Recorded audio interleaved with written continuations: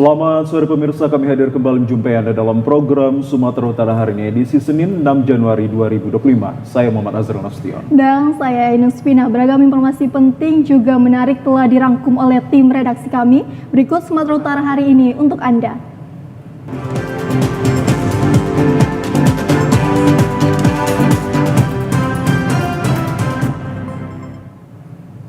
Pemirsa, di informasi yang pertama, pasca libur Natal dan Tahun Baru 2025, tingkat kehadiran ASN di lingkungan pemerintah Kota Binjai mencapai 100%.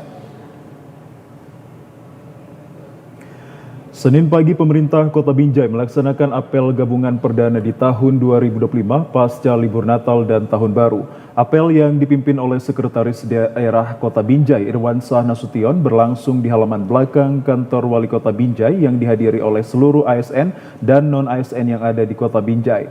Dalam absensi kehadiran, seluruh ASN hadir dalam apel perdana di tahun 2025 tersebut.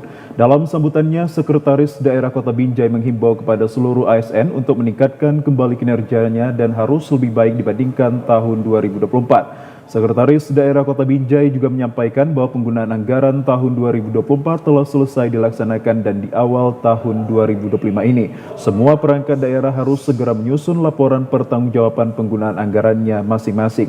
Laporan keuangan OPD inilah yang nantinya akan dikonsolidasikan sehingga menjadi laporan keuangan pemerintah daerah LKPD Kota Binjai tahun anggaran 2024.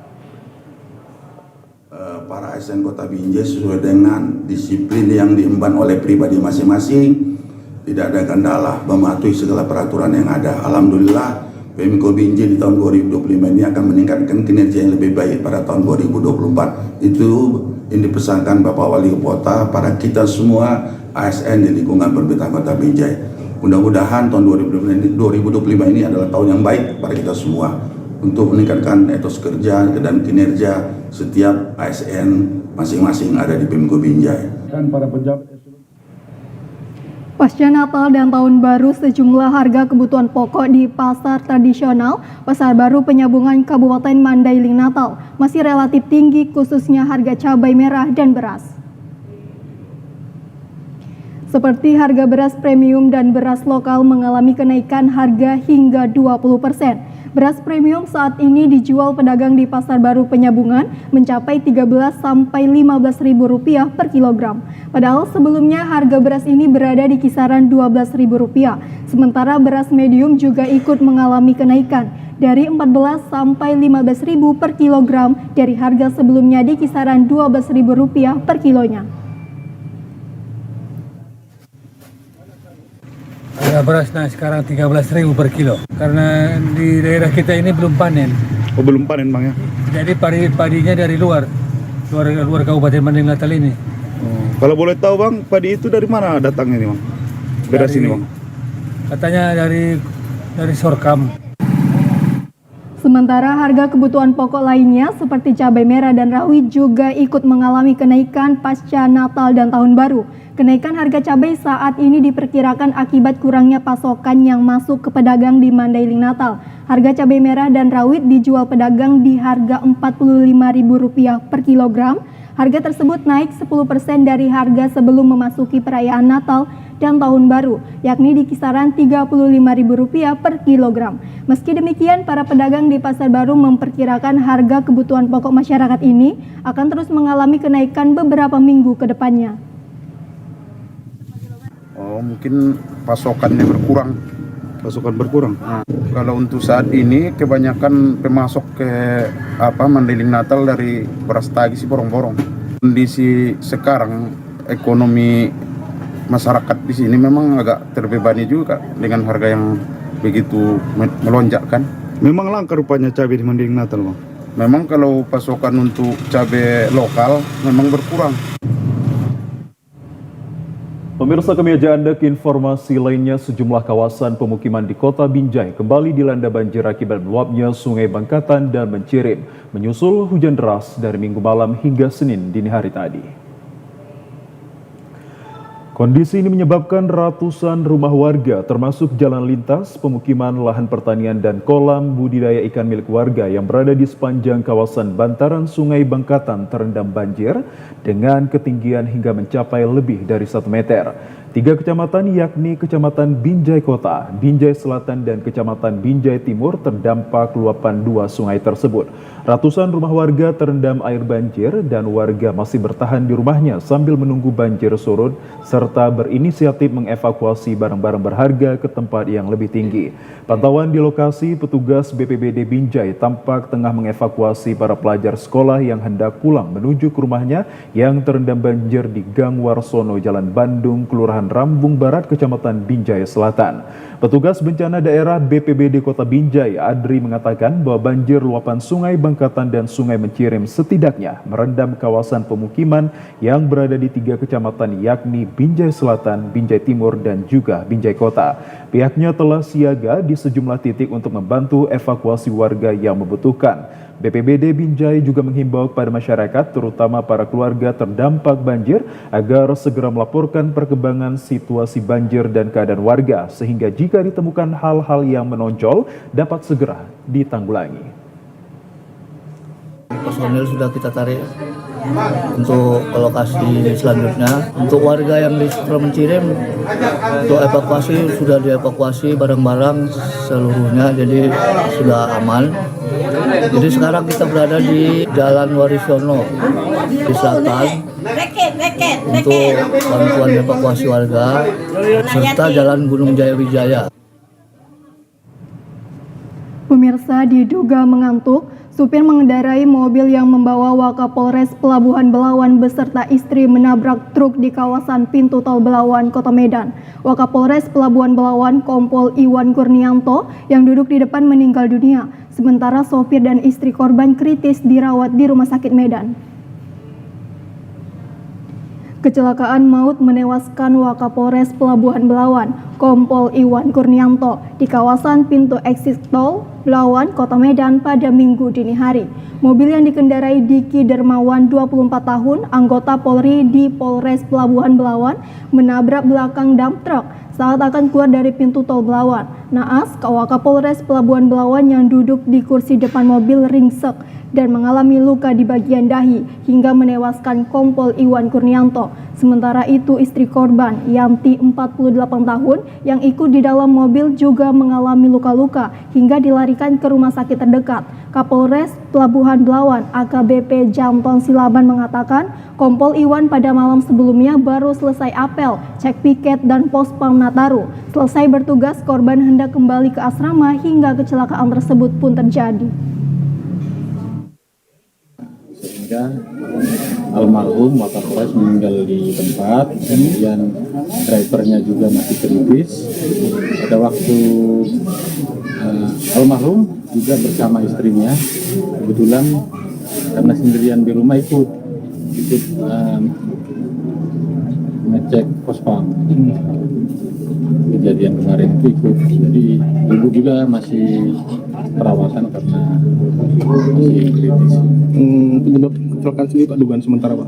Dugaan sementara dari fakta-fakta di lapangan, kemungkinan ini driver. Kini jasad Kompol Iwan Kurnianto disemayamkan di perkuburan yang tak jauh dari rumah duka di kawasan Medan Helvetia. Sementara itu sopir dan istri korban masih dirawat intensif di Rumah Sakit Columbia Medan. Satlantas Polres Pelabuhan Belawan juga telah memeriksa sejumlah saksi termasuk sopir dump truck. Kita beralih ke informasi lainnya, pemirsa. Guna memberantas maraknya judi online di Sumatera Utara, jajaran kepolisian daerah Sumatera Utara secara terus-menerus melakukan berbagai upaya untuk membersihkan ruang digital dari situs judi online. Upaya kepolisian dalam memerangi judi online baru-baru ini, dua pelaku judi togel online diringkus di kawasan Medan Petisa saat tengah menginput nomor judi ke situs bernama Dewa Togel. Aplikasi ini telah cukup lama dan menjadi target pengamanan dari pihak kepolisian. Diperkirakan omset judi togel online yang dijalankan pelaku mencapai jutaan rupiah per harinya. Polisi kini tengah memburu pelaku lain dalam kasus ini, termasuk menyelidiki keberadaan pusat website yang menjalankan praktik judi online dengan sistem tebak angka. Kasat Reskrim Polres Tabes Medan Kompol Jamakita Purba menyebutkan selain meringkus dua pelaku yang menjalankan praktik judi online, pihaknya juga meringkus 7 pelaku judi konvensional. Kabid Humas Polda Sumatera Utara Kombes Pol Hadi Wahyudi mengaku pemberantasan judi online akan dilakukan secara terus-menerus dan berkoordinasi dengan seluruh jajarannya sehingga apa yang telah menjadi harapan dan target dapat tercapai dengan baik. Berkat keseriusan Kepolisian Daerah Sumatera Utara tahun lalu telah mengamankan bandar besar judi online di wilayah Kota Medan. Pengamanan terhadap bandar besar yang dilakukan menjadi bukti bahwa Polda Sumatera Utara serius dalam membersihkan judi online. Komitmen Polda Sumatera Utara terkait dengan pemberantasan perjudian itu terus bergerak, tidak diragukan, dan hal itu menjadi spirit tersendiri untuk kita menciptakan ruang digital atau ruang dunia maya yang bersih tanpa perjudian. Sementara itu, pakar hukum kriminolog Sumatera Utara, Redianto Sidi mengaku memberantas judi online membutuhkan kerjasama antar kepolisian dan pemerintah yang memiliki kewenangan terhadap aplikasi digital. Jika kepolisian mengetahui bahwa aplikasi yang terdapat di media sosial telah menyalahi aturan, maka layak untuk diblok. Sementara itu, bagi anak-anak remaja yang telah mengetahui aplikasi judi online melanggar aturan, maka perlu untuk diberikan sosialisasi. Sementara bagi anak-anak di bawah umur agar perlu pendampingan orang tua untuk menggunakan media sosial sehingga tidak berusaha untuk memainkan aplikasi yang melanggar hukum khususnya judi online. Judi online ini kan mainnya kan melalui sistem, melalui web, melalui internet dan sebagainya. Tentu peran pemerintah melalui Kemkominfo ini harus di situ dulu peran pertama, lapis pertamanya begitu. Nah, kalau sudah difilter dan sudah direset, sudah diantisipasi, bahkan sudah ditutup web dan sebagainya yang berkaitan dengan judi online itu, maka langkah kedua adalah berbarengan dengan itu pihak kepolisian melakukan penegakan hukum, melakukan sosialisasi, melakukan advokasi hukum, sehingga tidak sia-sia yang dilakukan pihak kepolisian kita. Nah, yang berikutnya adalah peran dari masyarakat sendiri juga. Kalau bagi orang yang tertarik dengan judi online itu, dia harus bisa membentengi dirinya. Kalau dia dewasa tentu sudah cakap hukum kalau dia sudah tahu, dan kalau dia melakukan tentu dia akan dihukum.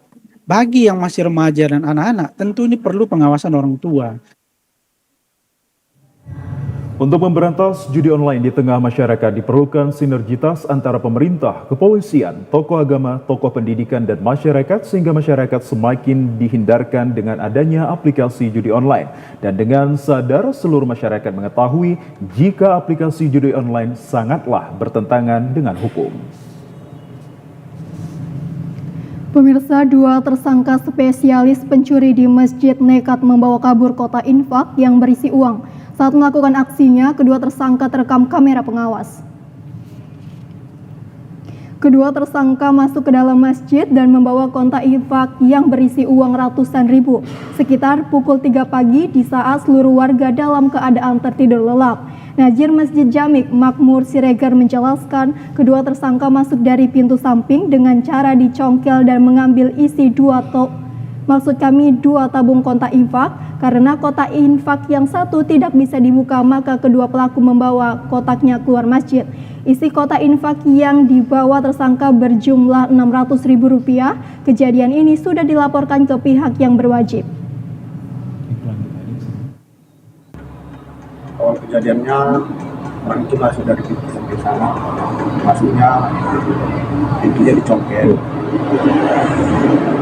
terus masuk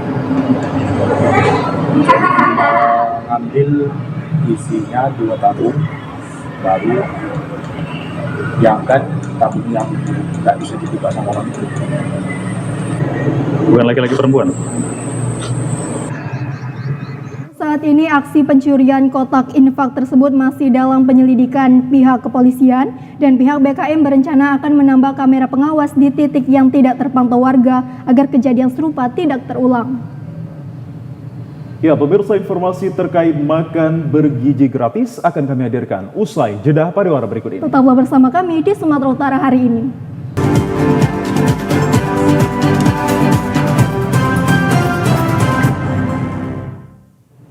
Pemirsa, pemerintah melibatkan sejumlah dapur produksi untuk menjalankan program makan bergizi gratis. Dimulai pada hari ini dengan ketentuan diawasi oleh tim pengawas ahli gizi. Keterlibatan dapur makan bergizi gratis melibatkan ahli gizi memiliki peranan penting sehingga mencapai target masyarakat sehat yang diprogramkan Presiden Prabowo dapat terpenuhi dengan baik. Untuk persiapan dapur produksi makan bergizi gratis di Kota Medan telah dikerahkan sejumlah para pekerja sejak pagi dini hari, mulai dari mendapatkan pasokan bahan mentah seperti beras, sayur-sayuran, lauk pauk, puding, buah-buahan, dan air mineral di pasar tradisional. Bahan makanan yang telah dimasak menggunakan alat higienis kemudian dikemas oleh pekerja untuk didistribusikan ke beberapa sekolah untuk dikonsumsi pelajar di Kota Medan. Salah seorang pengelola dapur makan bergizi gratis, Megat Molina, mengatakan dari 500 porsi yang dipesan untuk sekolah membutuhkan 25 kilo sayuran, 50 kilo ayam potong, 50 kilo beras, dan 34 saset serbuk Nutrijel puding pada hari pertama program Prabowo. Untuk dapur produksi makan bergizi sehat gratis ini memiliki ketentuan persyaratan dari pemerintah. Berikut pernyataan pengelola dapur makan bergizi gratis, Megat Molina. Ketentuannya itu belum valid ya, karena kemarin itu kita mendapat informasi bahwa harus membuat gedung yang ukuran 20x20 ya, itu sangat besar budgetnya. Kebetulan kami ini adalah catering ya untuk wedding dan kantor dan lain sebagainya. Setelah ditinjau oleh panitia, dapur kita memenuhi persyaratan dari segi luas dan yang paling penting hygiene sanitasinya.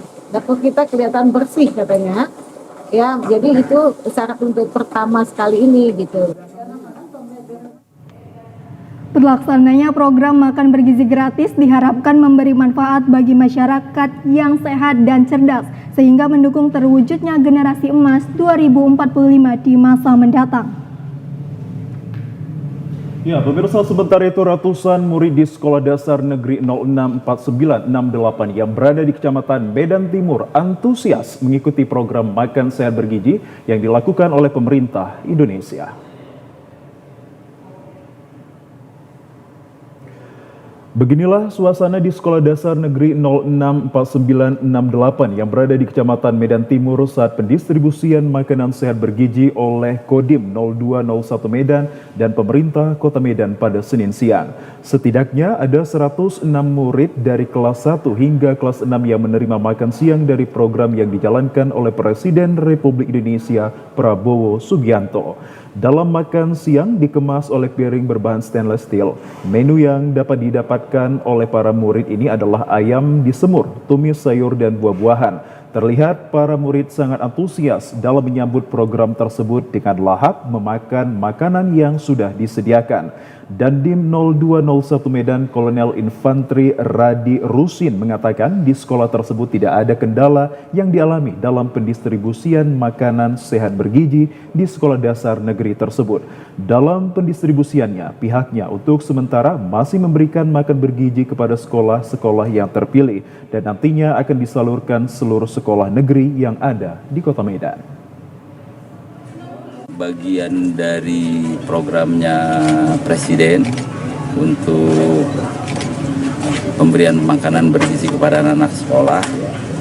Memang segala perangkat kita memang masih ada 1 dan 2 kekurangan, tapi sesuai petunjuk Bapak Presiden di bulan Januari kita harus sudah running dan ini akan terus berkembang sesuai dengan petunjuknya beliau menyentuh keseluruhan anak-anak yang berhak. Sementara ini kita masih sasaran-sasaran terpilih dulu dengan jumlah yang ada. Insya Allah ada step-stepnya nanti mungkin dari Badan Gizi Nasional yang lebih berhak untuk menjelaskan. Pemirsa, para siswa dari berbagai sekolah di Gunung Sitoli menyerukan program pemberian makan bergizi gratis segera diwujudkan dalam upaya meningkatkan kualitas dan kecerdasan generasi baru Indonesia. Program makan bergizi gratis yang menjadi salah satu program unggulan pemerintah Indonesia bertujuan untuk meningkatkan kualitas gizi masyarakat serta menggerakkan roda ekonomi melalui kolaborasi lintas sektor. Penerapannya di awal tahun 2025 secara khusus bagi para siswa dari seluruh tingkat satuan pendidikan yang menjadi sasaran program itu akan dilaksanakan secara merata. Khusus di kota Gunung Sitoli, para siswa masih mengharapkan program itu harus segera dimulai direalisasikan penerapannya. Cipta Maruhawa, siswa sekolah menengah di Gunung Sitoli mengatakan, apabila itu ditempuh diyakini dapat berpengaruh positif terhadap cara belajar aktif siswa hingga memperoleh kecerdasan yang lebih berkualitas. Agar bisa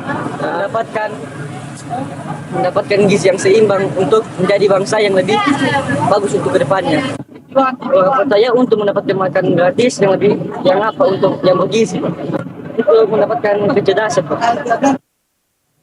Sementara Sekretaris Dinas Pendidikan Kota Gunung Sitoli, Mei Ingatang Lauli yang dikonfirmasi TVRI, menjelaskan khusus di daerah itu hari ini belum ada sekolah yang memulai program pemberian makan bergizi gratis.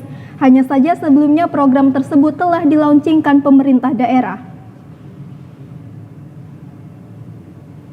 Pemirsa, kami ajak Anda ke informasi lainnya. Dalam peradaban suku Batak terdapat silsilah keturunan dengan menggunakan marga yang identik sebagai asal-usul keturunan yang dilestarikan dengan lewat panggilan nama sebagai identitas. Suatu marga bagi suku Batak tidak lepas dari kampung halaman asal-usul. Untuk mengenang leluhurnya biasanya mengungkapkannya dengan mendirikan tugu sebagai peringatan dan menjadikannya tapak tilas. Seperti halnya dengan Tugu Raja Sibarani yang dibangun oleh para keturunannya menjadi pemersatu marga Sibarani yang ada di seluruh dunia. Salah seorang budayawan, Robert Sibarani, mengatakan untuk mengucap rasa syukur kepada Tuhan, Punguan Sibarani Saportibi Marsada mengadakan kebaktian di lokasi Tugu Raja Sibarani pertanda selesai dibangun. Robert berharap Tugu Raja Sibarani ini sebagai titik awal identitas seluruh keturunan dimulai dari anak, Boru, Bere, dan Ibebere untuk membangun generasi ke depannya. Dikatakan Tugu Raja Sibarani ini nantinya menjadi daya tarik destinasi wisata leluhur ataupun wisata tapak tilas yang menjadi salah satu ikon di daerah Kabupaten Toba dan pembangunannya perlu dikelola dengan baik. Duluan meresmikan, bahkan adiknya yang ada di Tugu Sibarani, Raja Sibarani, adiknya Siboya sudah lebih dahulu ada. Jadi barangkali kalau ini jadi, nanti akan kita buat perjalanannya ke Siboya, kemudian juga ke Hutahayan dan juga Marga Sipaitua yang lainnya. Itu akan lebih menarik untuk wisatawan dan generasi muda akan bisa melihat manfaatnya. Akan ada kearifan lokal yang dilihat dari cerita nanti di Tugu Sibarani ini. Sementara itu, Ketua Umum Punguan Sibarani Marsada Saportibi, Tahan Sibarani, mengutarakan bahwa adanya persatuan marga Sibarani dapat menjadi suatu wadah yang dapat membangun generasi muda ke depannya dan tidak menutup diri untuk bekerja sama dengan pihak lain. Tahan juga menyebutkan saat ini meski marga Sibarani tidak sebesar populasi dengan marga suku Batak lainnya, namun sudah mengalami peningkatan populasi sekitar 45% dari total marga Sibarani yang ada di seluruh dunia. Dan kami Sibarani besar ini, ya, dengan upung kami Boru Serai, ini memang sudah keterlambatan dibanding dengan marga-marga lain yang ada di Toba ini. Tetapi itu artinya adalah bahasa Bataknya lebat au penemana atau aung niaduna. Pemirsa, pensiunan TVRI Sumatera Utara Tunggul Sihite meninggal dunia akibat sakit yang dideritanya.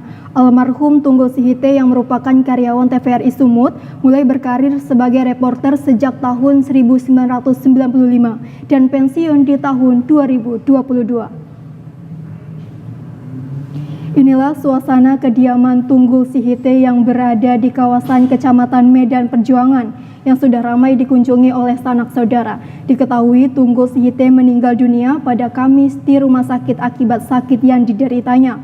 Tunggul Sihite memulai karirnya sebagai reporter di TVRI Sumatera Utara pada tahun 1995.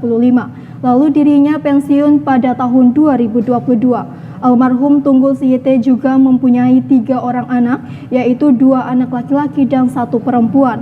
Anak perempuan almarhum bernama Cia juga bekerja di dunia jurnalistik di salah satu media online nasional. Anak bungsu almarhum, Jose Revalino Sihite mengatakan bahwa sang ayah tidak pernah mengeluh sakit dan selalu kuat di mata anak dan istrinya, dan dirinya selalu mengantarkan dia bersama abang dan kakaknya ke sekolah walau sesibuk apapun. Bapak tidak pernah ngomong ke kami, Bapak itu tidak pernah mengeluh kalau memiliki penyakit. Tapi kemarin juga setelah di scan di rumah sakit, saat Bapak masuk ke rumah sakit, ini memang masih mengarah ke diagnosa, tapi katanya Bapak juga sudah ada baru yang sudah mulai memutih, ginjal ada mulai rusak, tapi belum sampai tahap yang cuci darah, dan juga ada gejala jantung, bengkak jantungnya. Pemirsa, sejumlah informasi menarik dan aktual lainnya akan hadir usai jeda pariwara berikut ini. Tetaplah bersama kami di Sumatera Utara hari ini.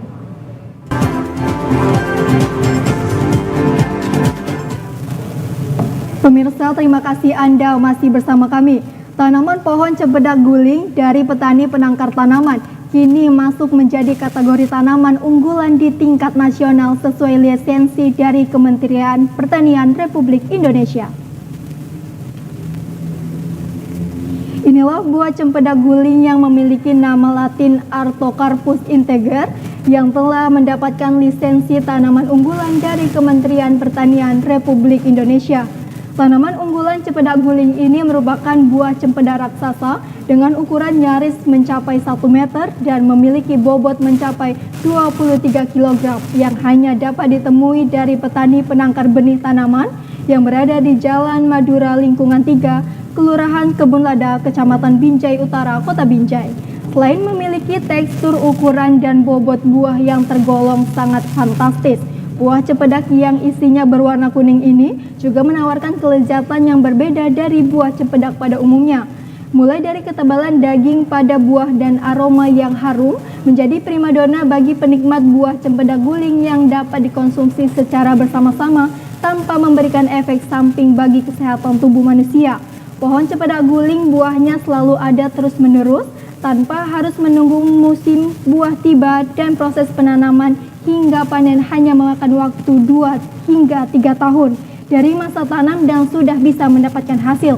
Pembina penangkar benih tanaman Kota Binjai, Muhammad Arifin Nasution mengatakan buah cempedak guling ini merupakan buah unggulan se-Indonesia dan telah mendapat sertifikasi benih yang diberikan ke petani, dan selanjutnya tanaman ini sebagai tanaman percontohan di tanah air. Ternyata di riset mereka lagi, Pak. 2 tahun risetan mereka tuh, nge-lab ini apa segala. Ternyata memang betul laporan kami tuh. Sehingga dilimpahkan mereka ke Kementan. Nah, Kementan melakukan sidang untuk mengangkat ini. Kami kasih 3 nama. Cempedak super, cempedak guling, cempedak jawara. 23 kilo. 23 kilo. 23 kilo, ternyata buah ini masih bisa lebih besar dari yang biasanya. Cempedak guling ini sangat mudah.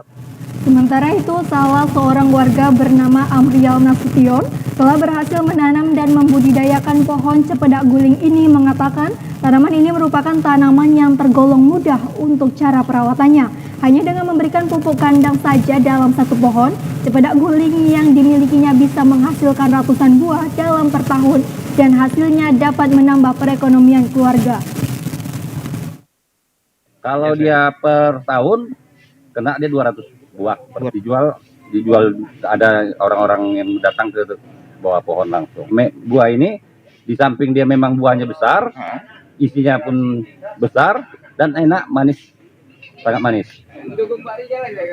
Tanaman ini harus dilestarikan keberadaannya hingga menjadi aset kepada masyarakat dan tentunya mendapatkan pendampingan dari dinas terkait yang bertujuan untuk mendukung program penghijauan dari pemerintah. Kembali dengan sejumlah informasi lainnya. Tetaplah bersama kami akan segera kembali ke Anda. Pemirsa, berikut informasi perakiraan cuaca di sejumlah daerah di Sumatera Utara dari Badan Meteorologi, Klimatologi, dan Geofisika Wilayah 1 Medan berlaku pada hari Selasa 7 Januari 2025. Halo Sobat BMKG, kembali bersama saya Enda Paramita, Prakirawan BBMKG Wilayah 1 yang akan menyampaikan info perakiraan cuaca dan hotspot Provinsi Sumatera Utara untuk Selasa 7 Januari 2025. Pada pagi hari diperkirakan berawan dan berpotensi hujan ringan di wilayah Nia Selatan dan Serdang Bedagai. Untuk siang dan sore hari masih berpotensi hujan ringan hingga lebat disertai petir di wilayah Sumatera Utara, di mana hujan lebat disertai petir berpotensi terjadi di wilayah Pak Barat. Untuk malam hari diperkirakan berpotensi hujan ringan hingga lebat disertai petir di wilayah Sumatera Utara, di mana hujan lebat disertai petir berpotensi terjadi di wilayah Asahan, Deli Serdang, Humbang Hasundutan, Karo, Langkat, Padang Lawas Utara, Samosir, Tapanuli Selatan, Tapanuli Utara, dan Toba. Untuk dini hari diperkirakan cerah berawan dan berpotensi hujan ringan di sebagian wilayah Sumatera Utara, di mana suhu udara diperkirakan berkisar antara 14 hingga 31 derajat Celcius dengan kelembapan udara 70 hingga 98%. Angin bertiup dari arah utara hingga barat laut dengan kecepatan 3 hingga 15 km per jam. Untuk titik panas terpantau pada tanggal 5 Januari di wilayah Sumatera Utara terdapat 3 titik panas, yaitu 2 titik panas di wilayah Mandailing Natal dan 1 titik panas di wilayah Tapanuli Utara. Kepada masyarakat dihimbau untuk tetap waspada terjadinya hujan sedang hingga lebat yang disertai petir dan angin kencang di wilayah lereng barat, lereng timur, dan pegunungan yang dapat menyebabkan bencana hidrometeorologi seperti banjir dan longsor. Demikian perakiran yang dapat saya sampaikan, semoga bermanfaat dan terima kasih. Dan pemirsa, informasi dari BMKG tadi sekaligus menutup perjumpaan kita dalam program Sumatera Utara hari ini. Kami ucapkan terima kasih atas kebersamaan dan juga perhatian Anda. Saya Muhammad Azharul Nasution. Dan saya Ainun Supina mengucapkan terima kasih atas kebersamaan Anda. TVRI, Media Pemersatu Bangsa. Sampai jumpa.